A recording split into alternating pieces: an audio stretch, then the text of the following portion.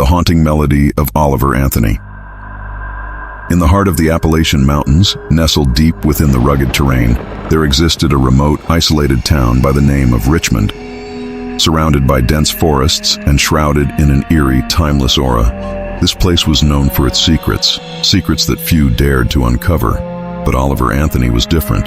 He was a curious soul, drawn to the mysteries that lurked in the shadows of this peculiar town. Oliver, a gifted musician with a love for the fiddle, had heard whispers about Richmond all his life. Stories of strange occurrences, ghostly apparitions, and a tight-knit community that was wary of outsiders had always piqued his interest. And so, he embarked on a journey, armed only with his fiddle and an unquenchable curiosity.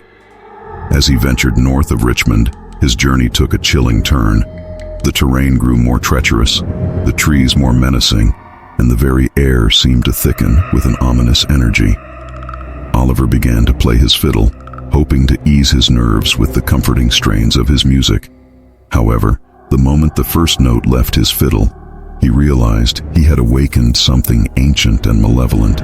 The hills seemed to come alive with the sound of spectral voices, a haunting chorus that sent shivers down his spine.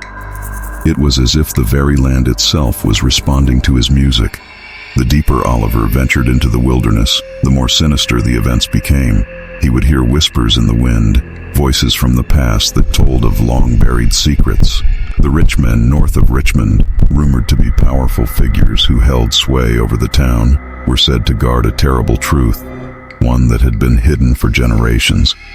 Oliver Anthony was undeterred, even as he encountered strange occurrences that defied explanation. Shadows danced at the edge of his vision, and he would catch glimpses of ghostly figures among the trees. The music he played had taken on a life of its own, a discordant symphony that echoed the torment of the land. One fateful night, Oliver found himself at the edge of a clearing, the moon casting an eerie glow on a group of figures cloaked in darkness. They were the rich men north of Richmond, and they had been drawn to his music like moths to a flame. As he played, their faces contorted with anguish, and their eyes burned with malevolence. It was then that Oliver Anthony understood the terrible truth. The rich men were bound by an ancient pact, one that required them to guard the secrets of Richmond at all costs. The land itself had become a malevolent force, and his music had awakened it, threatening to expose the dark truth that lay buried beneath the town. In a desperate bid to escape the clutches of the rich men and the sinister forces that lurked in Richmond's shadows, Oliver Anthony played his fiddle with all his might. His music became a battle cry, a plea for salvation as he raced through the haunted woods. As he reached the outskirts of Richmond, the spectral voices and haunting apparitions faded, leaving Oliver gasping for breath.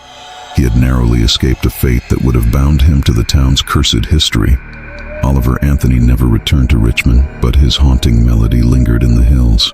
Those who ventured into the woods would hear his fiddle's mournful strains, a darkness that lay hidden beneath the surface of the isolated town. And so, the legend of Oliver Anthony lived on, a cautionary tale of a musician whose curiosity had nearly cost him his soul, a tale of a place where music could awaken ancient horrors, and a town where the rich men north of Richmond guarded secrets that were better left buried.